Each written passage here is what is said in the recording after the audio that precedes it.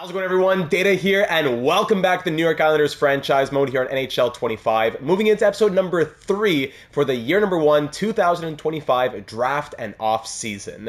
In the last one, we realized that we very much have a long way to go here on Long Island, as we had an ugly second half of year number 1, finishing with a record 1 game below 500, going 37-9. Our leading point scorer, Brock Nelson, scored 67 points, but it really started to fall off after that, as our top line guy, the star of this team, Matty Barzal, scored 61 points with a negative 14. Bo Horvat scored just 58 points. It was pretty ugly for a lot of different reasons. 10 goals from our captain, making $7.5 million, or just $7 million per year. Crazy stuff. And the goaltending was ugly. Ilya Sorokin at a 90 overall, now dropped to an 89, had a 905 save percentage and 3.04 goals against average, while Semyon Varlamov at an 85 had a losing record, a sub 900 save percentage, and closer to 3.5 goals against per game. So the simulation was definitely not favorable to us. That's understandable. But we started to set the table for a year in which we would want to compete, which is going to be year number 2. The challenge of this franchise mode is to navigate the trade clauses and everything that we've been presented with by inheriting this team, and trying to win with as much of the day one team as possible. Now, some players will absolutely have to be moved out, trades, allowed to walk to free agency, etc. We saw that a little bit in the last episode as we started to look at a little bit of a soft sell as we moved out J.G. Pajot and Pierre Engvall so as to bring in a little bit of value in a second round pick, and another bad contract, sadly, just for 1 more year though, or is it 2 more years? In Josh Anderson. Yeah, 2 more years. But I wouldn't be surprised if we bury him in the AHL. We'll see what happens with Josh Anderson. But we moved out 2 bad contracts to bring in 1, saved $2.5 million, brought in a draft pick. That was the start of the soft sell. Now moving into the 2025 offseason, there are some more question marks in terms of who's getting re-signed and who's going to be walking. If you look at the all expiring, Noah Dobson is a huge question mark moving forward, not just for the contract, but for if he's going to stay on this team or be a trade piece. And then we have veterans in Nelson and Palmieri, on top of question marks for the depth in Saiplikov, Boldzuk. Cole Eiserman needs his entry-level, quote, deal since he's going to be joining the team now, and he was a creative player, blah, blah, blah. So it shouldn't be the hardest offseason money-wise for the extensions, as we do have $19.6 million right now. But if we wanted to bring in a new top 6 forward and give a big long-term extension to Noah Dobson, we might be looking at some very big numbers, and that's where more trades might have to happen. And that's why it took a little bit longer to get this next episode out. I'm really sorry about that. I know no one's like knocking down my door, but I do want to get uploads every 4 to 5 days or so, and this is 6 days. There were a lot of comments to get to, a lot of long paragraphs to reply to as well, and I always want to make sure to take the time to read, digest the information, reply appropriately, and then apply those thoughts that you took the time to leave into the next episode. So it does take some time, but if it's going to be an extra day to get those extra 10 comments in, then so be it. Another major question moving into the offseason here is going to be the draft. We have the 8th overall selection in this draft, and the problem is with, franchise mode, as it happens, generated players will always be mixed into things. So when we pick at number 8, yes, we're thinking about real-world guys like Porter Martone, yes, Roger McQueen, but we're also thinking about potential generated players like a Robert Fast, who would be a medium lead offensive defenseman, right into our lineup right away, NHL ready, bang. But the thing about that is, we want to try and hold to as much realism as possible for as long as possible. So would Robert Fast really exist in the 2025 draft? No. But it's also franchise mode. So I'm going to read through some comments, and then I'll give my actual thoughts and my, kind of synthesization, my synthesis, whatever you want to call it, of all those thoughts once we get through them. So again, there were a ton to go through, and all have been replied to, but just a few that I want to highlight right here would be, starting with this one that came from Landon that says, Lysell, Eiserman, and Barzal should get off-season goals. Also, hot take, but get what you can for Noah Dobson. If that Buffalo deal is still on the table, we were talking previously about possibly adding a pick and then bringing back Bo Byram and Jack Quinn. Take that and run. At pick 8, I think we should actually trade down for Porter Martone. Thank you, Landon. So if we look at the sidebar here, we know that in NHL 25, we now have the off-season focus conversations. Are they a little cheese? Are they potentially overpowered? We're not quite sure about that yet. I've seen some franchise modes where people are really abusing the system and getting crazy off-season growth, but I've also seen other ones where they give the goal for the off-season and then nothing happens. So I don't want to give every player an off-season focus, but there are some we want to focus, and I think Lysell, Yzerman, Barzal, maybe even Noah Dobson, maybe Alex Romanov, those would be guys that we want to focus on. Furthermore, I hadn't mentioned it, but in last episode, another trade that we made as a part of the soft sell was picking up Fabian Lysell. Forgot to mention him. We picked him up from the Boston Bruins, a guy who wasn't getting ice time, was not getting a chance in the NHL. He grew from a 78 to a 79 when playing middle six / top 6 minutes, 15-28 of ice time per night in those 29 games. 12 points, -5 on a horrible Islanders team. That wasn't bad for a 79 overall, but we do have high-ish, future middle six hopes for Fabian Lysell. And we even got Arbor Jacki in the last one off waivers from the Canadiens, so that was one more piece that we've added to the organization. Another suggestion for a prospect came in this comment from Colton Pratt that said, I think trade all the way back from Matthew Schaefer, mediumly NHL-ready left-hand defenseman with the ability to play on the right side. Trading back that far could give you some great assets moving forward. So thank you for that comment, Colton. If we look at the draft class, we know that we have pick number 8, but if we were to trade down all the way into the late 20s, 28, Matthew Schaefer, who in the real world is projected to be a top 5 pick in the 2025 draft, is a medium-elite left-handed defenseman who can play the left or the right side, and the game also says he's NHL ready. I think that actually means 1 year away, because I believe he's on the lower side of that, which means he's probably 76, 77 overall max, so he'd probably still be 1 year away. But Matthew Schaefer is extremely interesting. Again, trying to hold to realism as much as possible as we can in franchise mode. If we were to draft Schaefer, I would want to draft him like a top 15 pick and not 28, because we know he's probably a top 5 guy in 2025. We can say he broke his leg or something and he dropped to 15, but I don't think we can really cheese it and take him at 28. Kind of like how, I forget which NHL it was years ago, Brandt Clark used to be a guy that you could always get in the 3rd round as a medium elite every single franchise mode, and that just got too cheese, when Brandt Clark ended up being a top 1st round pick in the real world NHL. So for Matthew Schaefer, I'm not closing the door on him, but if we do draft him, I wouldn't want to do it at 28. I'd prefer to do it somewhere in the top 15 if we could acquire another 1st round pick, or we just keep that 8th overall pick, we trade down or something, just not getting him at 28. Moving over to Rockin' Pop's comment that says, I would try to get both Fost and Martone in the 1st round, so 2 top 15 prospects. If not, if you can't get both, I think Fost could be a good one to play with Dobson on that left side, or he could even be used as an argument to trade Dobson, as we could use Fost as the replacement. Thank you for that, Rockin' Pop. I definitely see that. Moving over to Alfred's comment now saying, we did what we could, Data. Absolutely we did. This team has been in a spiral, losing their identity over the last few years. We need to rekindle the winning mentality. That being said, you always make the best of a bad situation, so great episode. Thank you, Alfred. Starting with the draft, I think we should get one of McQueen or Martone. Power forwards seem to sim well, and in my experience, more like snipers. If we get lucky and acquire another 1st round pick, go for Fost as well. But if we have the value for another 1st, why not swing for the fences with the 1st overall? During re-sign, I suggest that we trade Anders Lee if possible, or buy him out. I see the merits of that, but with 1 year left on his contract as captain, I'm going to try to say we hold on to Anders Lee. If we really need to, then we'll work something out. But for the last year left of his contract, I'm going to say we really try to make it work that we don't. Also, I agree money makes a long-term deal for Dobson difficult, but maybe qualify and see if it drops after July 1st or at the beginning of the season. Yes, absolutely. Right now he wants like 8 by 18 million, which is totally impossible. So we'll see if that changes once we qualify him on July 1st after the draft. I still believe Alfred's saying in Dobson, and think he should be on this team long-term. So do I. So I hope we can sign him, but if not, he's a big trade piece. With that in mind, the conversation tool could work for us and not be cheese, because in the opening you mentioned how players love to stay on the island and the game can't really account for that loyalty. If we use it to get his team interest back up and then pay him a realistic amount, even if it looks like an overpay by his new request. With wanting to improve and give younger players spots, we need to move out contracts. I think Duclair was a nice try, but underwhelming. If we want to re-sign Brock Nelson and Kyle Palmieri in lesser roles, we can't have Foodie, McLean, Wallstrom, and the others holding spots too. I'm for Nelson over Palmieri if we can only get one, strictly because he's a homegrown talent. Plus, he led our team in points, right?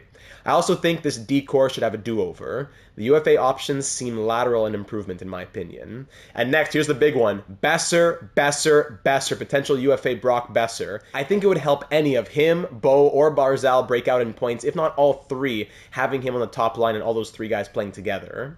As far as conversations to boost overall, Horvat definitely deserves one, stuck at an 87. And why not Cyplakov if we're going to try and keep him, right? We all agree he's a little low anyway. Other than that, great episode and looking forward to the next one. Thanks for reading. Thank you for leaving that comment, Alfred. Much appreciated. Great thoughts throughout that I kind of replied to as I was going through it, so thank you for leaving it. Lacton's comment saying, the sim so far is accurate. The Islanders in the real world can't score. As you're seeing, if you're following the real world NHL right now, it is tough, so I'm glad we're doing the Islanders. But let's try to fix them here in the Dataverse. Yes, let's do it. Since Noah Dobson is asking for a ridiculous price right now, I think we should trade him for some first-round picks. There are many great players in the top 16, and I think if we trade Dobson for a first and some other prospects, we could use that prospect and our early second to acquire another first. I absolutely hear this comment and some of the other comments saying trade Dobson now. It's just that top pair, premier, right-handed defenseman is so hard to come by. If we got to trade him, we trade him. But I really want to see, at least on July 1st, what he's asking for. I know it's tempting in the draft, but I think we need to wait at least until July 1st.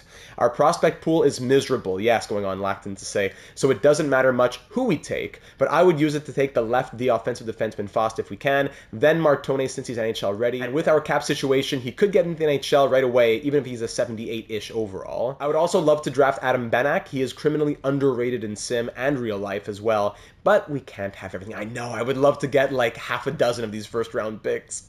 Great episode, and see you in the next one. Thank you, Lacton. Over to James' comment now saying, great video. I liked and support the moves you made. They made sense in my opinion. Thank you, James. I'm going to say what I believe we should do and then go crazy. So what James believes we should do is, I'm not sure if acquiring a top line level winger is so necessary.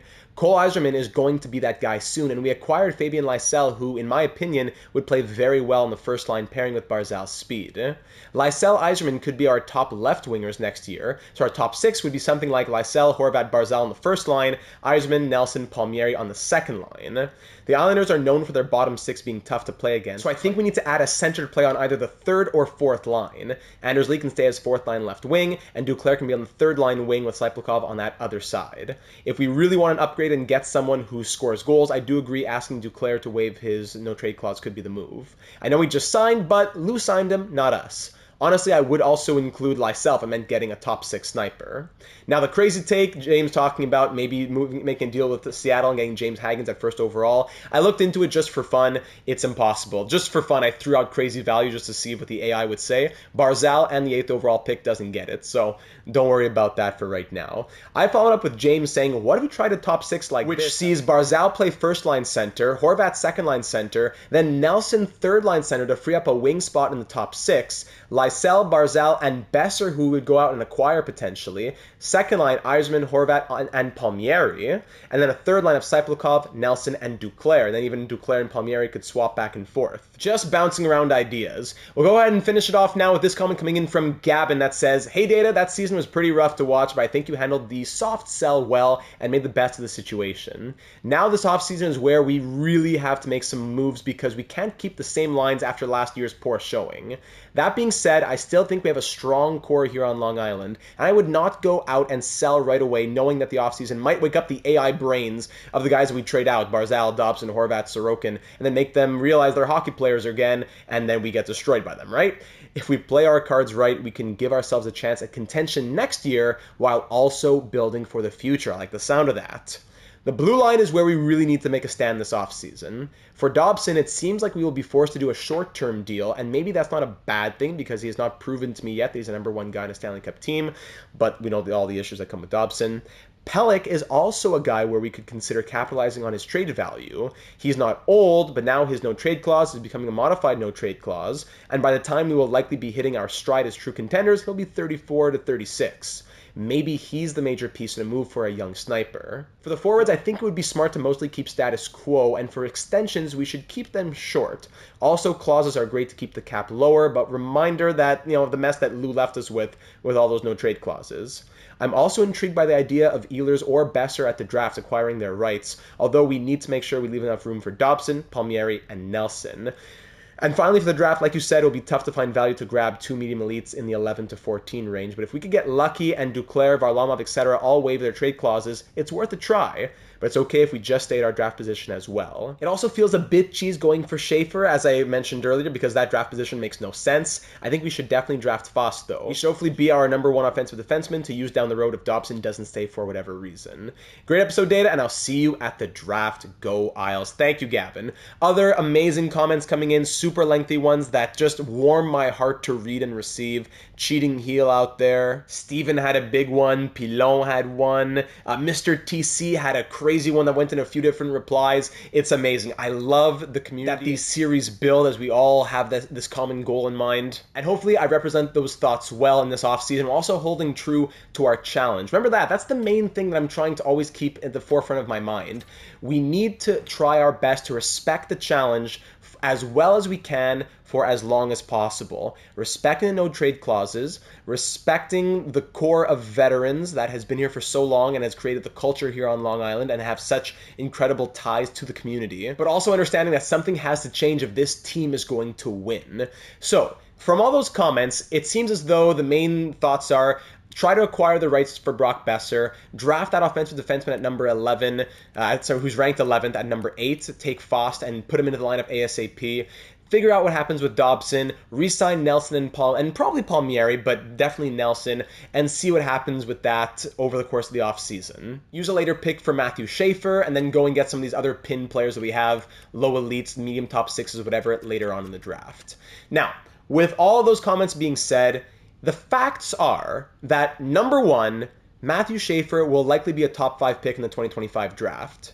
And number 2, that guys like Martone and McQueen being ranked where they are is because of generated prospects, created prospects. They would not be going 12 and 13 in the real world.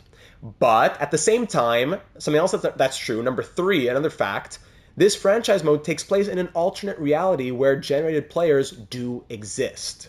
So, all that to say, while we could technically trade down from 8, draft someone like Martone, and then use pick 30 to get, or 28 to get Schaefer, I think it would be fair to just, quote, reach on a guy like Martone at 8, call ourselves lucky, and allow Schaefer to go to another team, unless we wanted to take him, say, in the top 15, as I said before, and say he broke his leg to bridge the gap instead of taking him at 28.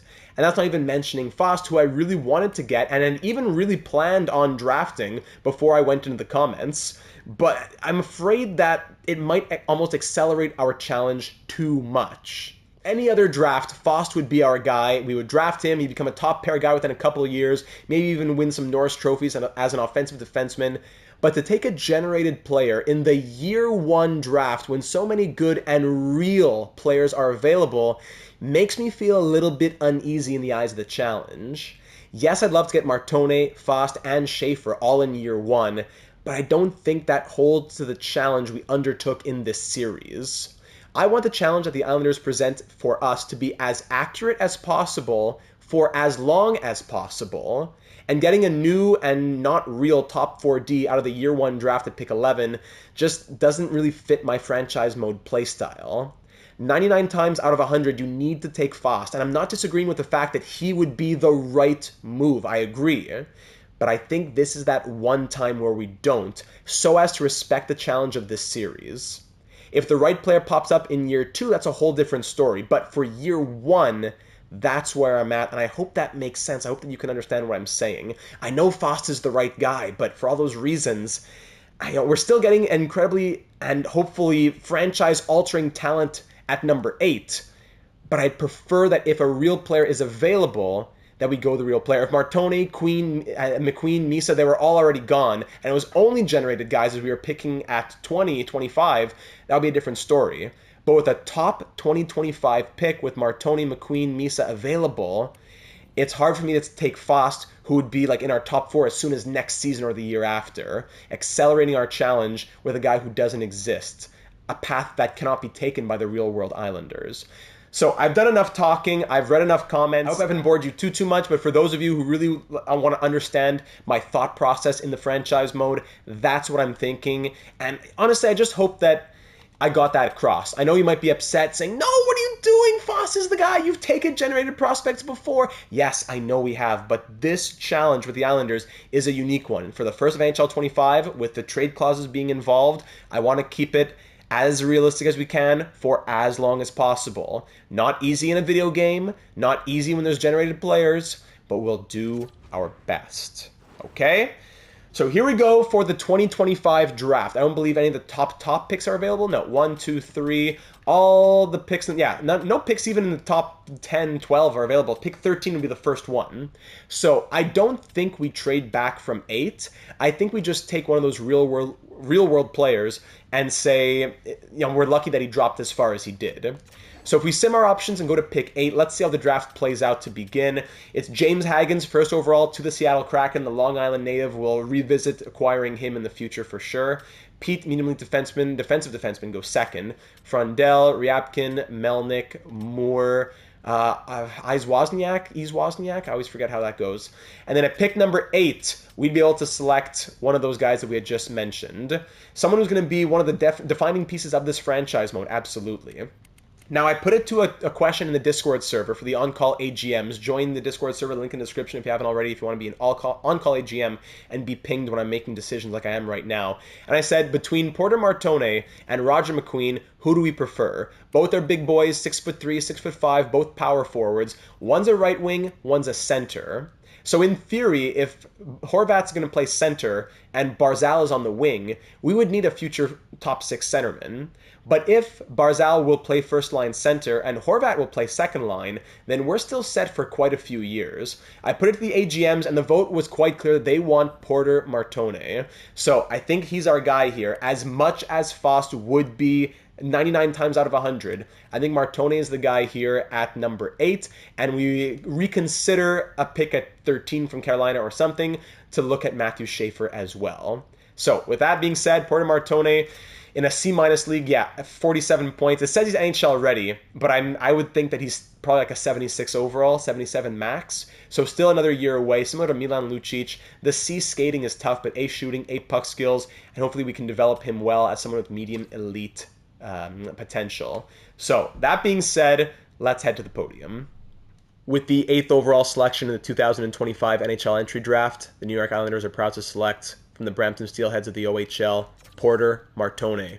Welcome to the Team Bello. You are 76 overall. That's what I thought. Porter Martone, welcome officially to Long Island. The first major draft pick for... Actually, this is the first time in like a decade that the Islanders have first-round picks in back-to-back years. Yzerman last year, Martone this year. 2 huge pieces for our future. I'm excited to have him on board. Let's get excited, Islanders Nation, that Porter Martone is in the organization and will hopefully be a pillar of the next, 20 seasons and a potential future Data 782 Hall of Famer. At pick number 9, Sasha Boumedienne. At pick number 10, that's Hensler. This is where I start getting those guys. Yeah, what's this guy's name? Trethewey? Roger McQueen goes at 12 to the Red Wings, so he was a 75 overall medium elite. Yeah, I see the argument for drafting him as well. I would see it. 75 points in 71 games in the WHL. I didn't even look at Martone's stats. I'm so sorry. I was so excited about Martone. I didn't even look at his numbers right here. So he's coming out of the draft with 3-star shooting, 3-star physical, 3-star senses, 3-star puck skills, 2-star defense, 2.5-star skating.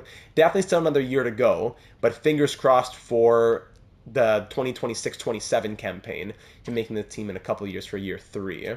So there you go. Roger McQueen, not like he's anything crazier at 75 overall. And the Hurricanes, that picks on the block. I know it's so tempting. Maybe at 16 we could look at Matthew Schaefer. So the Hurricanes, they get Michael Misa, actually. Oh boy, divisional rival. This is going to hurt. Here we go. There he is. Fost, 78 overall. Robert Fost to the Pittsburgh Penguins. Oh, he looks great. You know what? He looks very good. I'm not going to try and downplay that, but he's definitely not anything too crazy. I've seen offensive defensemen with all kinds of X factors and the puck skills and all that. He's very good, but it's not like he's crazy. So there's that. Amico goes next. We could look at 17. If we're going to get Matthew Schaefer, it's at 17. If not, I don't think we do. Sorry, it's at 16. But if not at 16, then I don't think anywhere else. So there's Porter Martone and the trade value that he holds. Could we get like an Anthony Duclair to waive his trade clause? You know, that would be something I'd look at very, very soon here. I mean, yeah, you know what? Let's ask him. Why not? Anthony Duclair, would you waive your no trade clause? What would you say to that? No. You're asking me this now? I'm not waiving my clause. Okay. All right. Sorry for bringing this up. Relax. So that's not gonna happen. So new development as well with the new patch in NHL 25. I put a video out on that. I'll put it in the top right corner if you haven't seen it already. New negotiation fixes kind of ish, as well as coaches being in the game now. But of course, because we've already started the franchise mode using the roster that we're not using the new EA roster, and you got to use that new roster if you want the coaches to be in your franchise mode. So sadly, no Patrick Roy in this franchise mode. So that being said, not much other trade value that we could use, really. I'm not going to move out Romanov. I don't think I'm going to ask anyone else to waive their trade clause. Cizikas is a lifer, pretty much. We could use Cyplakov, but we're kind of excited about keeping him, right? Cyplakov, he would need a contract, and he would be costly beyond this season, but he's an 83 overall. And in the real world, I think he's going to be a piece of this team of the future. So, and then they have more than 45 skaters. It wouldn't work. We'd have to trade picks to the Predators, pretty much. Do they want picks? Not even. So if I give you a second and a third, 54 and 72, even that's not enough for 16. I don't know. We don't have much prospect value either. Like unsigned prospects? No, nobody. Nobody. So draft. We would have to trade 2 seconds and maybe a fourth. Or maybe just 2 seconds. I'm not sure I want to do that. Especially with the fact that Matthew Schaefer would not be here at this point. So I think we sim the round, ladies and gentlemen. I think we sim the round. We take Porter Martone, and we move on. I'm sure some of you are shouting at your screens right now. I'm sure there's some disagreement in the AGM world. But that's, I think, what makes me the most comfortable. So we're going to sim to the next round. We'll let Schaefer and Fost both walk. And we'll try to keep honest, as Porter Martone is already a great steal at the 8th overall selection. So there you go. Mikko, McKinney, Benak goes a top 6 forward to the Blackhawks. Lazarev, Denoye goes to the Dallas Stars. Malcolm Spence. Gavin going to the Ducks. Matthew Schaefer going to Seattle. Wow, so Huygens and Schaefer going to Seattle. Oh my goodness. Round 2 begins now. So here in round 2, here's where we start wheeling and dealing a little bit more, perhaps. Gabriel Daigle at 35th overall would be interesting, but again, he's not going to be going that late, and I feel like every franchise mode has him. I'd rather draft Ivankovic. Whereas we got to draft Fowler and trade him to the Canadians. I'd rather draft Ivankovic. There he is. I'd rather draft him, and then and I think he's medium elite. I'd rather draft Ivankovic at 70 in the 70s than take Daigle at 35. But do we want to trade up for anybody else? Medium top 6D, top 9 forward. Doesn't look like it. Can we go to 40? I think we can go to 40 and probably take Kashan is it Hson? I gotta work on that. Or Jonathan Haynes. Jonathan Haynes, 6'2", 2 years away, medium top 6, two-way forward. Also tempting, but we really don't have much in our defensive system. That is the problem. There's another offensive defenseman here, Luka Radivojevic. I'm on the fly here. Aside from that, is there much for the defense guaranteed in this draft class? No. So I might take Kashan Hson just as the one guarantee, then a low elite later on. Yeah, I think that's going to be what we do. So we'll sim to pick 40 here, and we'll take Kashan. Daigle goes to the Buffalo Sabres. Yeah, I think that makes the most sense for us.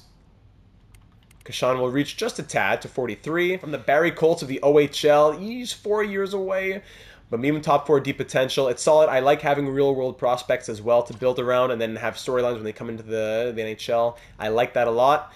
Jonathan Haynes is also tempting, but there are other solid forwards. Defense, it seems like this is like our last time for someone good before that low elite later on. So, Kashan, welcome to Long Island. 61 overall, medium top 4D. We'll cross those fingers and see what happens. All right, Kashan, welcome aboard. Next pick is at number 54. So those were these 2 second-round picks we didn't trade Schaefer for. So our first one is Kashan Hson, and our second one, could we just sim to our pick? We could maybe trade down. There's Justin Carbonneau, low top 6. Low top 6. Who else have we pinned here? I lost some pins. Then in the 70s, we have that goalie. We're going to take our goalie with our next pick. Yeah, I think we can sim to 54. And at 54, yeah, a lot of weakness in the year 1 draft, as always. At 54, we'll reach just a tad, or do we trade down? Now, we probably trade down for Justin Carbonneau. He is 2 years away. I like that. From the Blainville-Boisbriand Armada of the QMJHL. So, 64. Let's trade down maybe 10 picks, right? 54, let's trade to, I don't know, maybe even go to I don't know. It's all divisional rivals. Let's trade with the Penguins. They owe us a little bit for letting them get fast. We'll trade for pick 61 from the Penguins. 54 for 61. Now, what can you give me back? You owe me a little bit here. Can you give me a 6th round pick? The game never wants to give anything. Can I get a 6th? Hey, a 6th! Great! Thank you. Since both picks were wanted. And the Penguins get a medium top 9 forward. There you go. So then at pick number 61, now, and we also get a 6th in addition to it. Love that. We will now take Justin Carbonneau, another real-world prospect. Love that. Another name that I love to say. 69 overall, low top 6 forward playmaker. I like that. Yup, I like that. Solid prospect. All right, now we go to pick number 72. That's where we're going to take our goaltender, Ivankovic. Okay, but I know this is going to be okay. It's going to be okay. Because now we're going to take Jacob Fowler and trade him to the Canadiens. Oof, that could have been scary. That could have been scary. So here we take Jacob Fowler, who should have already been on the Canadiens. We draft him high starter. And now in a trade, I'll go ahead and swap him to the Canadiens. Because he should have never been in free agency. Okay, you know what? I'm not going to break my head. We're going to do this after the draft. We're going to do it after the draft. Fowler's going to go to the Canadiens in some sort of deal that brings back Ivankovic. So Ivankovic is as good as ours. Welcome Jack Ivankovic to the New York Islanders organization. 18 years of age, 63 overall, not bad. We've seen guys who are in the 50s out of the draft at 18, 19 even. So 63 to 18, not bad, medium elite, and hopefully, a goaltender of the future when we consider what our pipeline looks like. When we consider what our pipeline looks like, not great. So our next pick comes at 104. Anybody we're trading up for, we're just going to go down till there. Yeah, no one stands out to me here, I don't think. So, we can even trade. And look at all those busts. Sheesh.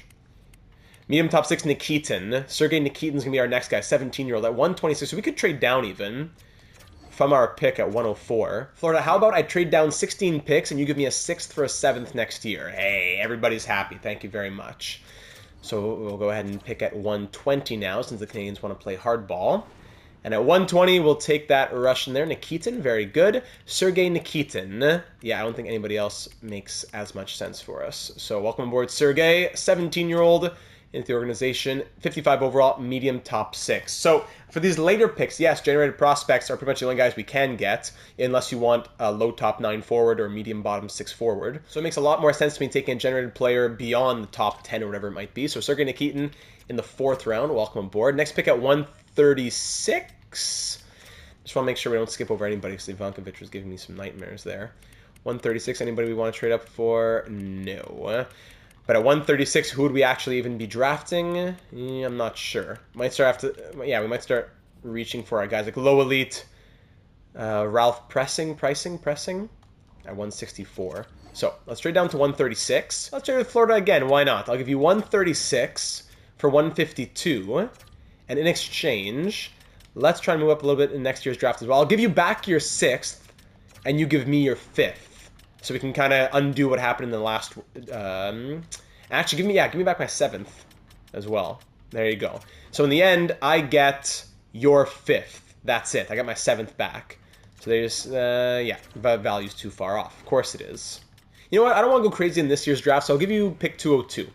I'll give you pick 202 so I can't take a million good players because I don't want to exploit the scouting that we've done. So I pick 152... Now we'll start taking our guys. We can't take everyone who's been pinned because there's a lot of guys who are pinned here. I'd love to take all these low elites, but we can't take all of them. So we'll start with Ralph. Good old Ralph from Germany. Welcome aboard. Low elite power forward. 53 overall, no problem. Sim now to pick number 168. And at 168, the next low elite in line. Let's see who that would be. Because there is the medium starter here in Julian Raffel. 18 years of age, but 5 years away. We're going to be getting Ivankovic. We don't need another goalie who's a medium starter. Medium elite would be a different story. Medium starter, I don't think so. So of our pinned players, the one that makes the most sense, I don't know, they're all kind of in the same range. So we get to take 2 of these guys. So if you say maybe not the grinder, so if we unpin the grinder, we unpin the goalie, that leaves a low top 6 two-way forward, low top 4 two-way D, low top 4 offensive D. So I think we'll start with Connor Girard, 5 years away, 17 years old, from the NLA. Let's get him. 49 overall. Yeah, definitely a project. And then at 174, which I believe is our last selection, we'll take one more in probably Kim Modine. 5'8", 5 years away. Versus, ooh, Cooper Sylvester, 6'4", two-way D. Yeah, I think we gotta go Cooper Sylvester. Plus, we have less defensemen in our system. So Coop, welcome aboard for my favorite movie, Interstellar. Coop. So there's the draft, ladies and gentlemen. Definitely more talent we could have gotten, but I think that's fair for the year one. We moved around a little bit, recouped maybe a pick or two for next year. And hey, in the end, we got 1, 2, 3, 4, 5, 6, 8 prospects. Yeah, that is a solid draft. If we start taking 10, 12 in year one, all low elites that are late, it's going back to my original problem that I said at the beginning of the draft. So Porter Martoni at 8 is the big one. And then don't worry about Fowler. We're going to swap him for Ivankovic with the Canadians. Carbonneau, Aitchison, Nikitin. Yeah. Okay, so a bit of a longer draft than I wanted it to be, but there we have it. That's the draft. Now we can advance a day into the re-sign phase. Yeah, a lot of things to take care of in the re-sign phase. Let's re-sign players. What is the game telling us here in all expiring? So we'll start with the RFAs. Noah Dobson. Has anything changed for Noah Dobson? If you look at his contract, he wants... Oh, hold on. Yes! Yes! Yes! He wants 8 by 11.725. We can work with this. We can work with this. I don't know what made him change. Maybe it was something with the update of the game, but we can work with this. Okay, so I want some sort of modified no movement clause. I want to do like no movement clause for the first 5 years, and then the last 3 years you wouldn't. Can we do? Oh yes, okay, we can do that. So no movement clause. Year 3 from year 1, so, well, year 1 and 2 it's ineligible, but year 3, 4, 5, no movement clause. Then year 6, 7, 8, a 16-team no trade list. Just playing around with it a little bit. How about a 20-team no trade list? So a 12-team trade list. There you go. And how much can we bring down the money a little bit? No, actually, I think we could bring it down a lot. Yeah, we could probably 8 by 10. Can we go 8 by 10? This is a Christmas miracle. It's an EA miracle. 8 by 10, so the organizational interest will always be what it is. But I think as long as the contract interest is high enough, we should be okay. So I'm going to try 8, but if he says no, last time he said no, his demand went up like astronomically. So let's just, in the name of goodwill, let's go 10.25 for 8 years on Noah Dobson. Maybe a bit of an overpay now, but a very good value deal in a few years once EA defensemen want ridiculous numbers. 10.25 for 8 years on Noah Dobson. No movement clause for the next 5 years, with the last 3 years him having a 20-team no-trade list. Let's offer that contract and see what he says. I'll go back to you tonight about your offer. You think well, Bello. Think nice and long. Thank you, Noah Dobson. All right. That is big news right there. Next up, Cyplikov. What are you thinking about Cyplikov? He wants 2 years at 2.75. Interesting. 3 years doesn't change too much for long term. That's not a bad thing. Like, I could see a 4-year deal on Maxim Cyplikov, but the contract interest isn't that high for 4 years. Should we go shorter term? Because, yeah, he's a UFA no matter what. He likes that contract the most at 2 years. I want a little bit more security. So maybe 3 years is the way to go. 3 years, no protection at 2.8. Yeah, let's offer that and see what he has to say. 3 years at 2.8 on Cyplikov. Okay, next up, Boldzuk. What's up with Boldzuk? 1 year, 1 million, nice and simple. 2 years keeps him as an RFA, but he wants 1.5. We're in no rush. We're in no rush. 1 year, 1 million. 1 year, 1 million, there's no rush. 1 year, 1 way, 1 million on Boldzuk. Cole Eiserman now. We want to give him essentially his entry-level contract. So we got to give him 3 years. He'll stay as an RFA, but he wants 2.2 million. So no, we're going to have to qualify him and make him go down so we can get him for cheaper. Other guys, I'll take care of these guys off-screen. Wallstrom, I'll try to give him a contract. Foodie, I'll try to give these guys a contract, but Mitchell, Thompson, Fulp, they'll walk. For the UFAs now, let's take care of these guys at the bottom. Hutton's going to walk for sure. Release there. Karlstrom's going to walk. And then Goodbug I want to keep. Chalowski maybe I'd like to keep. Brock Nelson now. Let's see what's up with Brock Nelson. Nelson wants 4 years at 5.5. I'm okay with keeping him, but 4 years is a bit long. It doesn't change much from year to year. So I think 2 years is going to make a lot of sense. 1 year, he'd want more security. 3 years probably makes the most sense for him. But in EA land, 2 years makes a lot of sense because he's going to start, his potential will regress from top 6. If we give him a full no movement clause, he's pretty happy with that. I don't know why his organizational interest is so low, But I think Brock Nelson, if there's anyone who's going to be a lifer, it's probably Brock Nelson. Can we go 5.25? How much lower can we go on the contract? Yeah, 5K. 5.25 for 2 years with a full no movement clause on Brock Nelson. Let's see what he says to that. For Kyle Palmieri, he'd be a guy that is more likely to not have trade per day. He wants 3.4 as well. I don't know if we're going to have the money. We're going to have to advance a day first and see if we have the money. I'll take care of Gauthier, Chalowski, all these guys on my own. And then finally, if we go to the goalies, Halak, I don't know if Halak's going to stay. Skarek shouldn't be hard to re-sign. All right, let's advance a day and see what people have to say about those offers. So Nelson's going to reject the offer at this point in my career. I want to be on a team that's vying for the Stanley Cup. So his interest is low. I'll have to have a conversation with Nelson. Noah Dobson! Yes, let's go! What a huge, I guess, storyline point that would have been. The big Noah Dobson trade. But no, he extends for 8 by 10.25. That is extraordinary news. If we need to trade him in the future or whatever, that's still a possibility when he's in his 30s. But Noah Dobson as like a 90 overall top pair right hand, we're going to be committing to him here on Long Island. Okay, Siplekov's on board too, so is Boldzuk. Okay, leaving us with 8.17 million. Wow, great news. So before I take care of the other guys, let's just go back to Nelson quickly. Nelson just doesn't have a lot of interest, sadly. So if we go to negotiations with Nelson, we start looking in some of the NHL 25 things that we can do here. Risky to charm him, but that's pretty much all we can do. So we'll try to charm him. Come on, Brock, and it fails. I appreciate the interest, I appreciate the sentiment, but actions speak louder than words. What's next? Let me share more about the organization that you've been a part of all these years. The market, I guess. The market. Persuade is risky, but that's all we can do. So, persuade, and again, I appreciate the insight, but there are other knowns. Okay, organization. Team status. Does that do anything for you? One last try to persuade. Whoa! I'm not gonna lie, your perspective has been enlightening! And it's made me rethink my preference! I'm open! And now he has full organizational interest. That's crazy. But for anyone but Brock Nelson, it wouldn't make sense, but for him it makes sense. Okay, we said we wanted to do 2 years. 2 years, and he wants 5.45 million. I'm going to... Sorry, I don't want to improve the offer, but I do want to negotiate. So I guess negotiate. Given the status, okay, I'm okay with going down. Can we go down 250K? Yeah, but then I'll give you the no trade clause. Thank you for the offer, but as a whole, doesn't fully align with my spending. Means to reconsider. Okay, but now I'm going to give you clauses. Here's the clause. Here's your full no movement clause with this contract. Yeah, full no movement clause. Sorry, I'm working through all this. Thanks everybody for holding with me here. Clause, yeah, full no movement. That's what we just said. That's what we just said. How about this one? Okay, our negotiations are looking good. Fine. So 2 years at 5.2. This should go through.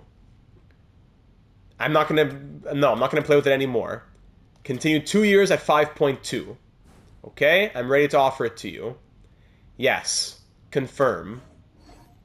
Okay, now he'll get back to us. Actually, let's advance a day right away.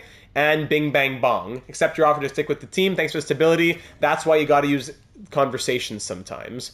There you go. So that leaves us with 3.81 million, essentially to sign Kyle Palmieri, because Yzerman shouldn't be too hard, and the rest of these guys are not asking for a lot of money.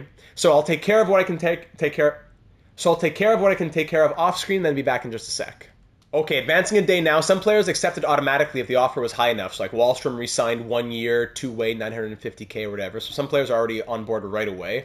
Foodie, Dufour, Goodbog, all on board. Nice. So we now have 3.685 million. Yzerman's going to get taken care of. Gauthier and Riley both want one-way. Now, Julien Gauthier was very good in his fourth-line role, / 13th forward role. I'd like to keep him. But 1.25 million's a bit costly. Yeah, it's a tad costly. And Mike Riley, for a 77 overall to make 1.1, there are players who are like 78, 79 overall who take league minimum.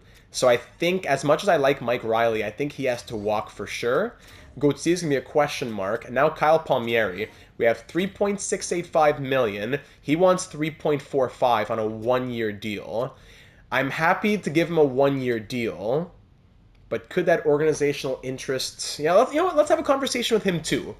Big Kyle, let's see what's up. Let's try and give him the old charm. Doesn't work. Let's talk the old Actually, no, I don't want to talk contract. I want to go... I wasn't ready for contract yet. So I'll just have to offer him another one the next day. But let's start with 1-year contract. He wants 3.45. Negotiate. Let's try and bump, I don't know, $750K off that contract. Brings down full no-move clause just for 1 year. A 1-year no-move clause. Is that too enough for you? Yes. Brings it up. Promises, salary. No, I wanted to charm him. Okay, let's end the conversation. Let me restart. Hey, you can't even restart. Back for another round of negotiations? Yeah, I'm back, Kyle. I'm back. Let's continue our previous discussion. And that's it. Let's just offer that and see what he says. And then if I have to offer another one the next day, then fine. 1 year, 2.7 with a full no-move clause. For just 1 year. Instead of it being a 2-year no-move clause, it's a 1-year thing. So I'm going to reject the dollar value, blah, blah, blah. Great. Let's try again. It's June 29th now. We're getting close to the end. But what is this? Let's continue our previous discussions. And it says my offer is 0.01 million? What? No. No, forget it. End conversation. Forget it. Let me go back here. So, Kyle Palmieri, listen, I really want to keep you here on Long Island. But if we're going to, like, remember Brock Besser, right? Oh, right. I forgot to trade for Brock Besser's... Oh, right. I forgot to trade for Brock Besser's rights. I forgot to trade for his rights at the draft. So if we're hoping that Brock Besser or Nikolai Ehlers drops in free agency, we got to have some money to play with. So I don't know if we can commit to Kyle Palmieri if he wants $3 million plus. So no move clause, but at $2.85 million? I don't know. Let's see what he says about that. Oh, no. I really messed that one up about Brock Besser. But if someone's in free agency, we'll make a trade. We'll make a trade if someone's in free agency. Okay, I accept the offer. Very good. So Palmieri's back on board. And if we need to move out money like an Anders Lee or whatever, Semyon Varlamov and Adam Pelech, we can move them out on July 1st once we know more. So you know what? I'm not upset about that. Because if we had traded for Brock Besser and we had signed him for $8 million or whatever, we would have had to just let walk Palmieri and maybe even Nelson. I'd rather sign those players first, and then on July 1st, if we can then sign them in free agency, trade out Pelech or Varlamov. So you know what? Okay, crisis averted. It was the right thing to not trade for them at the draft. Now, that leaves us with $1.61 million, and Gauthier still wants a contract. So I don't mind giving him 2 years that much, but 1.25 is a bit costly, I find. I mean, he likes the organization. Can I bring you down to 2 years at 1.1 since you like the organization? Tomorrow's, it's the last day of June even. It's the last day of the re-sign phase. So, fingers crossed as we advance a day. Here we go for July 1st, and Gauthier on board. All right, so because the organizational interest was high enough, he'll take 2 years at 1.1. Julien, merci beaucoup. So here we are on July 1st. Are we looking to make a big move in free agency? Let's see who's available. Who are the fish out here for the July 1st, 2025 class? Brock Besser is available. I repeat, Brock Besser is available. His interest with us is high enough. Let's see. His organizational interest is high-ish. But we can't even go... We can't even look at what he'd be wanting. Yeah, he still wants... So 5 years at 8.825 is the contract he's looking for. Full no-move clause. And yeah, we'd have to offer him that kind of money. We'd be offering him that kind of money. It's no guarantee that he signs, though, with us. That's the problem. We would trade out that money, and there's no guarantee that he comes in. So let's evaluate where we are quickly. So if our first line is Barzal, Horvat, Nelson, we said maybe Nelson third line center, but for now, let's say Barzal, Horvat, Nelson as the first line. Second line is... There's nobody here, pretty much. Maybe Cyplikov, Lysell. No, it doesn't work. So really, the first line is like Barzal, Horvat, and Cyplikov, let's say. Second line is Nelson, I guess Duclair, and Lysell. Third line, Palmieri, Cizikas, question mark. Fourth line, Lee, Anderson, Foodie. Actually, no, Cole Yzerman. Now that's who it is. Cole Yzerman. That's who I'm missing. Cole Yzerman. So the first line, yeah, so Barzal, Horvat, Yzerman first line, actually.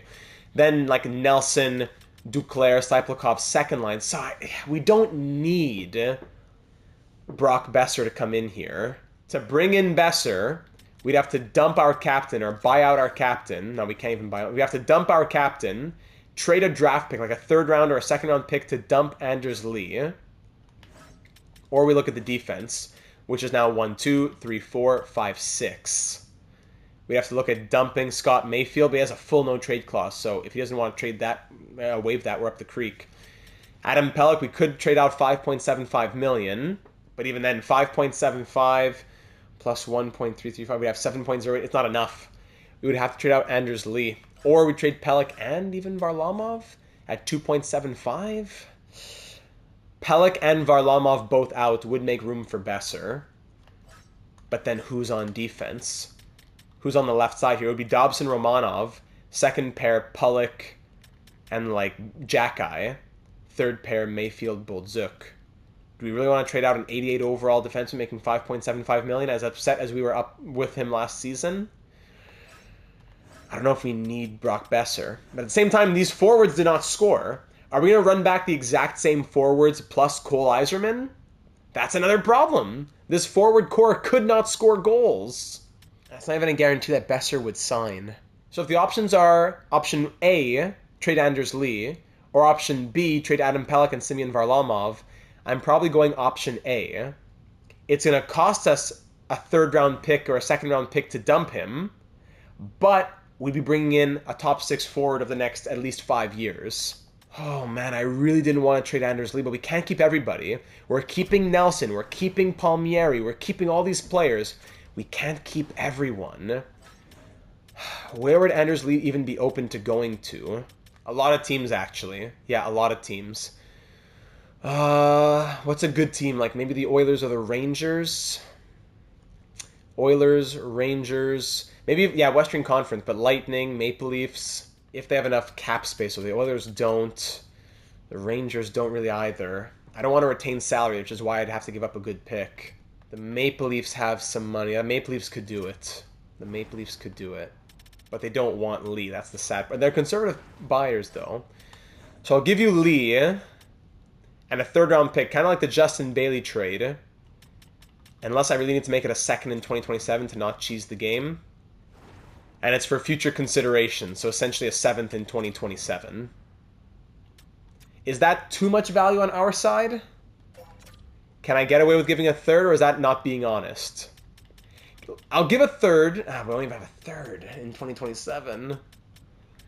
Man, this is tough. Okay, I'll give the second, but it's not for future considerations then. So it's a second, and I'll take back a 5th.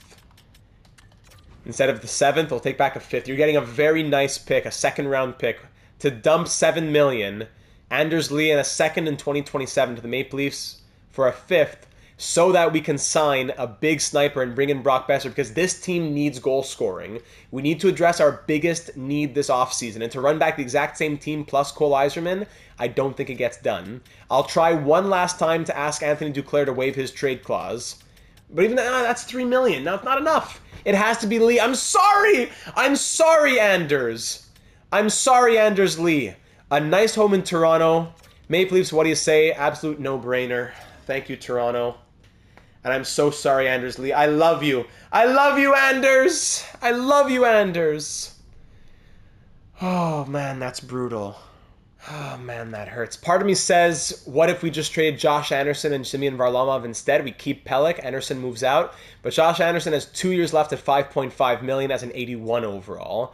As much as these players don't have value, I think 1 year at $7 million for an 83 and Anders Lee is more enticing for a team than 2 years of an 81 at Josh Anderson, who was playing fourth-line minutes. We have to give up even a first-round pick to dump that contract. So we move on. We move on. That leaves us with 7.5. Well, hold on. 7.5? We had 1 point... Where'd our money go? Do I need to also trade Varlamov? I guess we need to trade Varlamov as well. I don't want to have to dump the contract of Anderson and pay for that. So Semyon Varlamov, what team wants you? Or what team are you willing to go to? As much as you're an 85 overall, it's just not working out. What if I did a deal with the Canadiens? Because I already have to do that Ivankovic trade. You're open to going to the Canadiens. And they do want you. Great. So Varlamov and Fowler to the Canadiens. and I'll take back Ivankovic. And maybe that's it even. Just dumping Varlamov's contract is value enough for us. Unless I take back a little bit of a pick. 2026 fourth. What do you say, Montreal? Rejected too far off now, but we should be able to get this through, no problem. I don't know what we'll get back. We'll try a 6th. Too far off. 7th, or we'll go straight up. Don't tell me straight up that's not going to work. Come on now. With the 7th, you're kidding me. It's okay. Straight up, it works. Thank you, Montreal. So Semyon Varlamov clears up another couple million. Sorry to Semyon, but it just has an 85 overall, sub-900 save percentage, 3.3 plus goals against average. Not happening. Ivankovic gets put in the system. Fowler gets retconned back to the Canadiens. And now we go to free agency and say, okay, we have $9.39 million to play with. Great. Brock Besser, can I interest you even more in our organization? Do we risk going into negotiation and talking about the market and all that? Or will that maybe hurt his interest, right? Because the other team is interested, I think we at least try to go into negotiations to try and raise that organizational bar. If it doesn't work, it doesn't work, but let's give it the old charm, and right away. I appreciate your enthusiasm, but I need more than words. Okay. Can I inquire about what other teams are offering you? No, that's going to just make you even more angry. So let's go to the organizational stuff. Let's try and razzle-dazzle you a little bit. Let's talk about the market. Over in a mid-sized market. I got my size on a big-sized market. Okay, 50-50. Flip that coin, and green! I'm not going to lie to you. Your perspective has been enlightening to me. That's made me rethink my preference on this. I'm open to it. Great. Let me stop right there, because I've gotten you almost to a full bar of interest. I'm not going to risk it going back down 2 notches to get that last little 7th of a notch. So let's go straight to the contract now. That's all I wanted. I couldn't ask for more than that. I'm really impressed with the organization. Let's sort out a 5-year contract, make this official. Really? You're ready to make it official today? Okay. We're going to talk 5 years. 5 years, 8.825. I'm pretty much ready to give you what you're asking for. I could go up to 9 even, but we can't go up to 9 million. It says that we're very convincing to negotiate. Could we go? I don't know. Let's see what happens when we press negotiate. We find okay. We can give. We can kind of try to get a little more team friendly. Good. I don't want to go down too much. I'm saying just go down 100K. Let's go down to 8.725. Or do we even? I was thinking even go up, but let's go down 100K. Why not? Go down 100K. It's shaping up well. Unless I really need. I want to get full. But hold on. We talk about clauses yet? There's no clause offered. So that's going to make the, yeah. So this is fine. 8.725 is fine because the clause is going to make it go to a full bar. I don't need to get to 9 million to make it a full bar because what I'm about to say will make it a full bar. Actually, no clause was even offered. Oh, hold on. Okay, so that's good news for us. Because he's so interested in the organization, he's going to go 5 years at 8.725 with no clause attached to it. That's how interested he is in the organization. That feels almost too good, but it doesn't let me go back anymore, so I guess we just got to live with it. 8.7. Hey, Brock Besser, welcome to Long Island! Accepting the offer on day 1! That's new for NHL 25. Don't need to wait for anything. Brock Besser, welcome to Long Island. Big fish in free agency signed, bang, just like that. 8.725 million. Is that what it was? For the next 5 years, no trade clause associated to it. I was ready for a full no movement clause, but he was so interested in signing with us. That's almost too good. I feel like we got to impose some sort of rule on ourselves that we can't trade him for the duration of the 5-year contract, but we can do that in our own self-imposing way. Brock Besser is on board at 8.725 million, and hopefully he's going to bring some offense, some very much-needed offense and 5-star shooting to the first line here for the New York Islanders. We needed to make a splash for offense this offseason, and that is what GM Data just did. Whoa. Was not expecting that to be accepted right away. But there you go. Leaving us with $1.49 million. We'll give Cole Yzerman his deal, and that's pretty much it. I don't think there's anything else to really do here. Cole Yzerman, can we give him his contract here? What can we talk to for a 3-year deal? No, he really wants... it's not going to work, eh? No, we're gonna wait a little bit on Cole Yzerman. It's sad because he's a creative player. We're gonna have to wait a little bit. What we can also do right now, though, is look at our new head coach. Who's gonna be available as in the free agent staff here? So Tsogis, A+ coach, generalist, Lee Tsogis, who was fired last year by who? That he has that record. I don't know how does he have a 47, 29, and 6? He was with the Lightning. Where's his record then? But he was with the Lightning. Okay. The Lightning head coach, A+ coach, 56% fit, but we don't have a. But I see Pelech, Barzal, he fits with them. 30. Yeah, Tim Hale was our old coach, and you see the horrible fit that he has. So I think that's a slam dunk possibility. Will Trafford is also good. A- is interesting, but A+ is really something. Horvat and Romanov, but Horvat won't be on that first line anymore, maybe, and Romanov's going to move. So I think Sogas is the guy at A+. I think he's the guy at A+ with a 56% fit. I'd rather go A+ than A-. So yeah, let's go heavy on that. Let's go 8 years, and whatever you want, Lee. No problem. 8 years at 7.5. Offer contract. We'll see what he says. That will be for the new head coach. So let's make sure that our current coach is not occupying that spot. He should still be interim. Where am I going? Coaching staff. He's still the interim head coach, correct? Yes. So Donovan can stay on board as the associate coach or even the assistant coach. No, he'll get bumped down even further. So the NHL goalie coach, hold on a second. AHL associate is going to be Yip. AHL assistant will be Sanders. Selleck can be goalie. Smaby can be assistant. Donovan will get bumped down to associate, and Sogas would sign on. Whew. Okay. Anything else we want to look at here in free agency? If we're sorting by the UFAs. I know there's other good players out here, but we only have like 1 million to play with, and Yzerman needs his contract, so we're not really looking at anything else. If you sort by potential, anyone who slipped through the cracks at the draft, doesn't look like it. Connor Timmins, guys like that. If you even look at affordable, sorting by potential, looking at affordable, but then, of course, these are mostly RFAs, correct? Yeah, so UFAs who are affordable. Guys who are, yeah, fringe NHLers, AHL guys. Yeah, nothing that would really move the needle for us. And we still need Yzerman to sign on as well. So let's advance a few days. I also want to sign the scouts. Yeah, oh my goodness. And we want to give off-season goals. Oh, there's so much happening. Okay, 2 B- scouts who will sign on. This guy's going to be USA East. This guy's going to be QMJHL. Great. So USA East and QMJHL will fire 2 of those guys. Okay, so 1 QMJHL scout can go. C-rated, now I'll have a B- rated. And 1, the USA East will go, because he was C, now he'll be B- as well. Great, everyone else is like C-rated, all the other free agent ones. So we'll have 2 more B- scouts added to our staff. I think that's it. Now just the off-season goals, the conversation. So we definitely want to get some boosts to Bo Horvat, who shouldn't be a 50-point scorer. Hey, GM Data, tough season, no doubt. Ready for our sit-down. What's our next move? So no clause, no, nothing I need to talk about that. Yeah, just your off-season focus. What are we going to focus on? Offensive, defensive, face-off percentage. It says no impacts for offense and defense, unless I need to still click on something. Yeah, probably that. So face-off percentage, possible +2. No, he's got on the face-offs. Offense. We got to work on the offense here, Bo. Skating, shooting, shoot more. Okay, shot free. That would be nice. Skill training, puck skills. Possible +1 to offensive awareness. Possible +2 to discipline. Don't really care about that.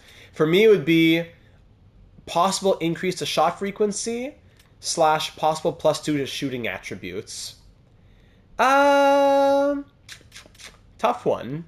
His shooting's already pretty solid. So I'm going to say shoot more, because the shooting attributes are already pretty high. So let's try and shoot more. Let's try and increase that shot frequency. All right, Big Bo? Work on that, buddy. Have a good summer. Take it easy. And now on to the next one. Let's see. We wanted to speak to some of our younger guys as well, especially Fabian Lysell. Off-season goals. Offensive, defensive, adaptive. No, we'll go offensive as well for Fabian Lysell. Skating, shooting. His passing's pretty solid. It's, yeah, same things.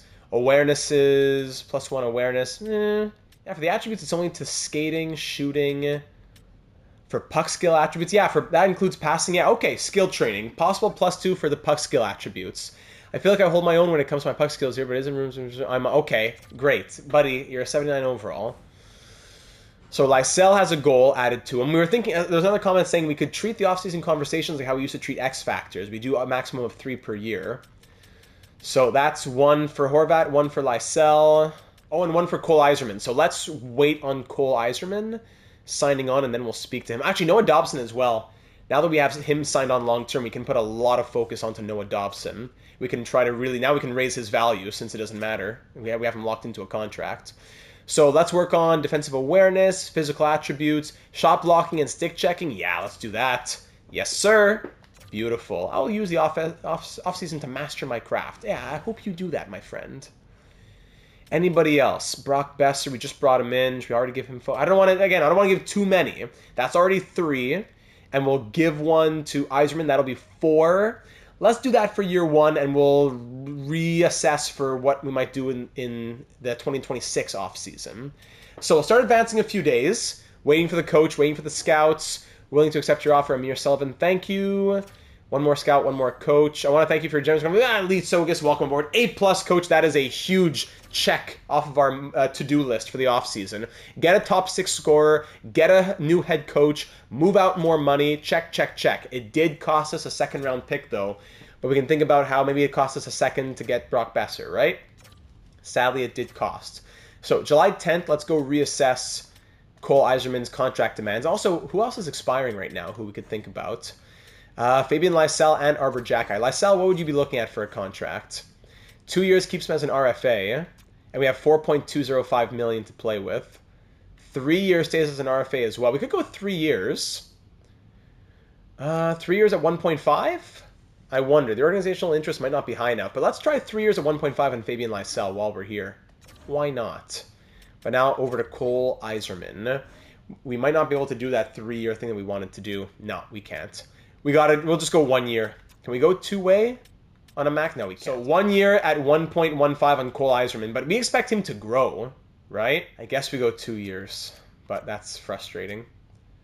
2 years at 1.25 on Cole Yzerman. But we'll wait and see on what they have to say. Yzerman and Lysell. A few more days here. I decided to accept your offer. Great. So Cole Yzerman's on board, and so is Fabian Lysell for a 3-year extension. Great. So figuring out more of the core here on Long Island. Always great. And then, we can do the offseason conversation, correct? Is he down here if I scroll far? Yes. Okay. Whew. Let's call it an offseason, my friends. What an episode. Let's work on the offense. Actually, defense might be what he needs more. If we go to offense and offseason, look at defense. Possible +1 to defense. That's it? Only a possible +1? Possible +2 to shot blocking and stick checking. Yeah, you know what? Let's do that. Let's work on the 2-way game. It's not going to be a +5 or anything. Work on the 2-way game. Try to get the +2 for the shot blocking and stick checking. Improve the defensive game a little bit. You're 2 years removed from your draft now, or a year, whatever, 12, 16 months, whatever it is. Let's sim to next season and see how this team looks to begin 2025-26. All right, off-season done, lots of training, lots of eating well, lots of working hard in the outdoor rinks on Long Island with the community. What kind of growth, if any, are we seeing from this team? Okay, taking a quick little glance at everything. Fabian Lysell up to an 81, Yzerman at an 80, very nice. I'm going to fix up our lineup according to how I think we'll look to start the season, and then we'll go from there for closing thoughts. Okay, so here's the potential lineup for year number 2, and you know what? I think it looks better than I originally thought. The first line, if we put Cole Yzerman up there now at an 80 overall, I don't know if his defense really grew, still 1.5 star, but his 4-star shooting is right there, absolutely. Cole Yzerman with Maddie Barzal and Brock Besser as a perfect fit on the first line gives it a +5. On the second line, Kyle Palmieri at 34 years of age is still an 85 overall. 5-star puck skills, he still got it. Bo Horvat, if he centers the second line, Duclair could go second line left wing, or Lysell could get called up, and either way it's a +1. Even Cyplakov would give it a +1, so that's good news.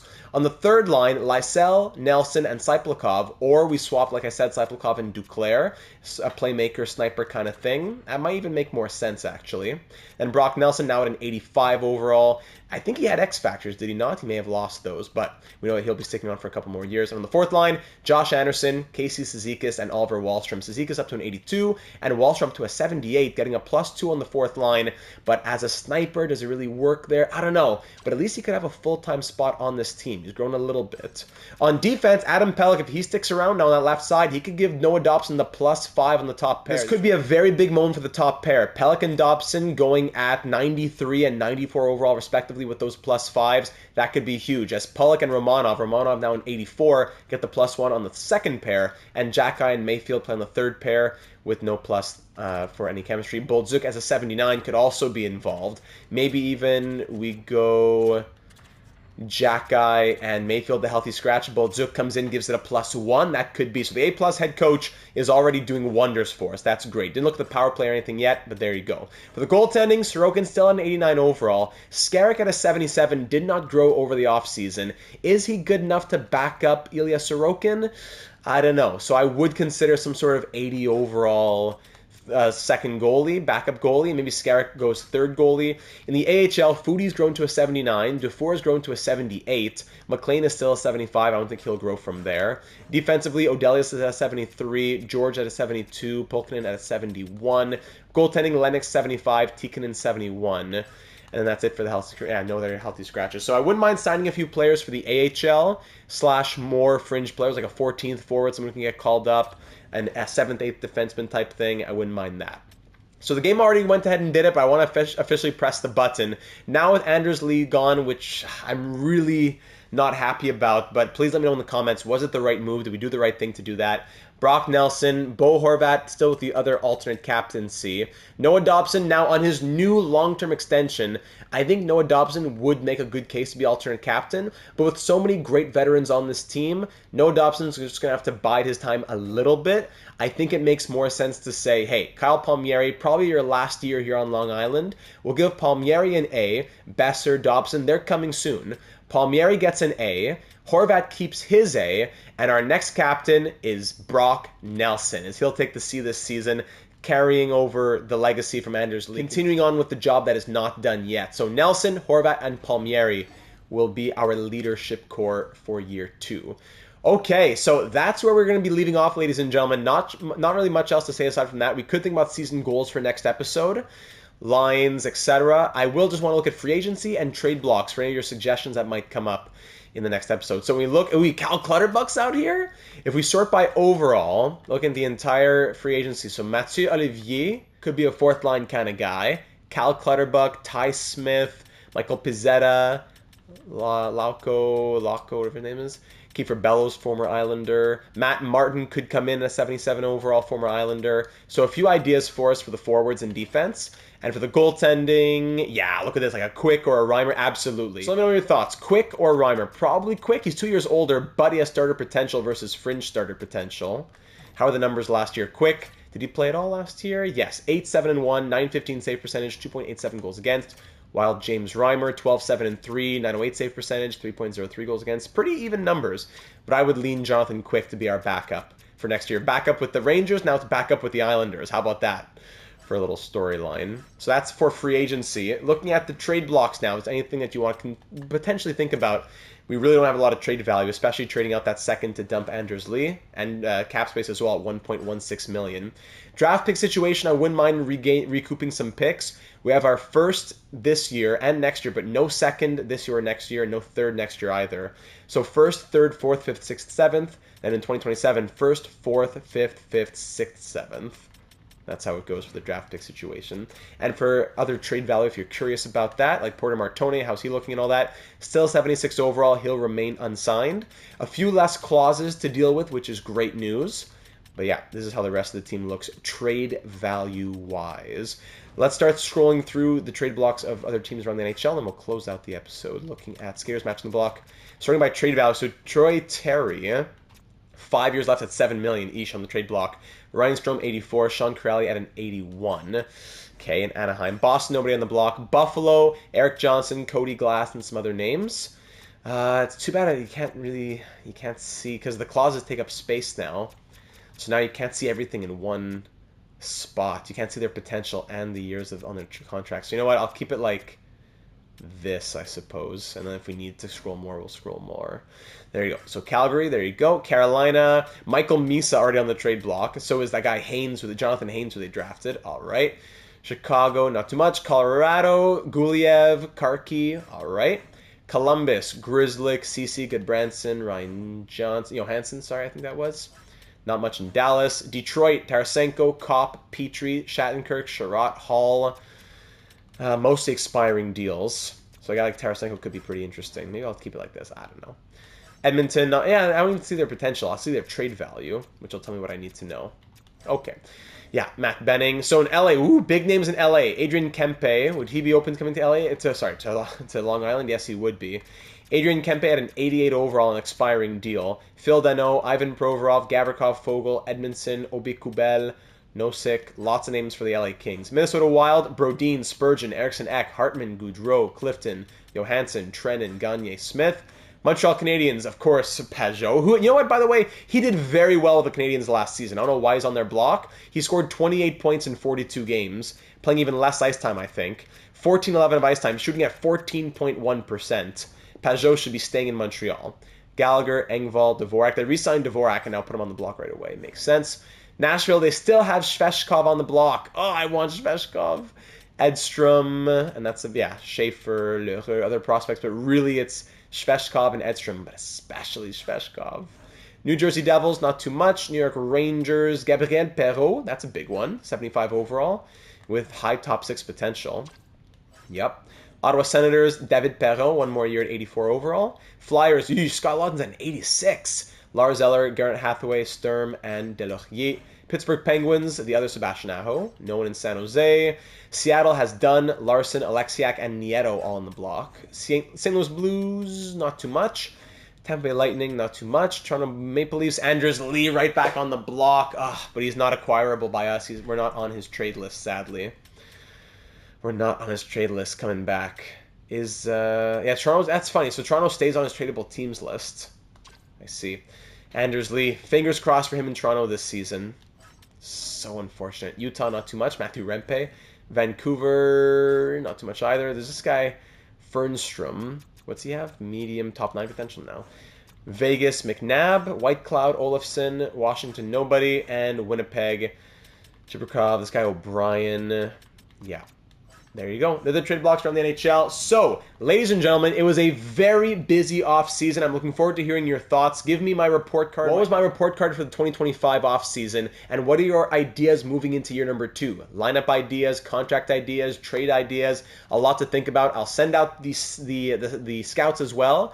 And even your free agency ideas, too. Season goal ideas. Oof, there's a lot to think about. Our new head coach, I'm excited about him, as Tsogis is on board. We can't get Patrick Waugh, unfortunately, with a new patch, as that has not been updated yet, but 67% team fit, that's great. And Dobson not fitting isn't a big deal because he has those X factors that maintains the +5 with him and Pelech. Great. So, ladies and gentlemen, thank you so very much for watching. Leave all those thoughts that I just mentioned in the comments down below here on YouTube or over on the Discord server. Link in the description as always. I'm looking forward to hearing all your thoughts moving into next episode. I probably won't wait too long. I want to record the next episode as soon as possible because there's not too much suggestion-wise moving into the first half. Really, your suggestions would come in the second half once we see what is this team providing us with and what are our expectations. Wildcard team, real cup contender, moving into the second half, which is a couple episodes away. So I love our lineup. I'm happy to have Brock Besser on board. Getting him for the contract that we got him for was exciting. Ilya Sorokin, he's got to wake up now. And I think we can confidently say that the table has been set for 2025-26. Now it's up to the players to show that they can take the ball and run with it. So thanks again for watching. Looking forward to reading your thoughts and seeing you again in the next one. Leave a like if you enjoyed the off season and are excited for the year ahead. And of course, subscribe if you haven't already to be made aware of all of our uploads here on the channel for franchise modes, guides, career sims, and much, much more. Thanks again, and we'll see you in the next one.